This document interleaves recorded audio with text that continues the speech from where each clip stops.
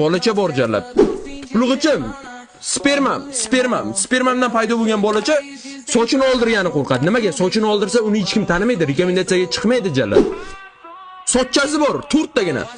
Aslonboy, bir kun videosini ko'rib qopman bolani, bir videosini ko'rib qopman. Короче, videosida bunday qilyapti, qaranglar. Men sizlarga hozir tursam ko'rinmaydi, qaranglar.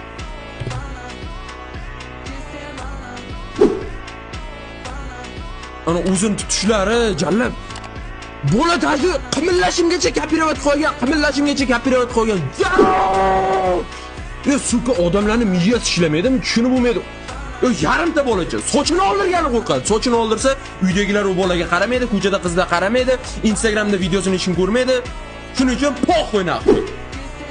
Mana shunaqa nik qo'yamizda, pox Aslonboyga ko'z tiqib yuraveraman. Menga oshib poyibbat naqi. Hayolida Aslonboy. Yana bir kun video. Aslonboy kuchlim, Teo Timur uyushtirilgan video. Aslonboy kuchlim, Teo Timur kuchlim.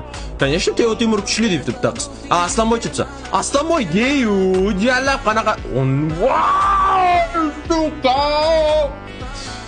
Ular agar mana shu qizlar mana hayotda tasavvur qilinglar, mana hayotda men ketyapman, mana yurib ketyapman, o'sha qiz menga yonimdan kelyapti.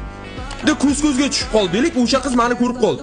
O'sha o'ylar, endi shunda yerga yotib qoloq Aslonboy bilan og'ziga olib tashlaydi. Lekin Instagramda ko'tarilish uchun, hayp ishlash uchun o'g'lagan gapini gapiradi. Gap o'z egalarini topdi degan umiddaman.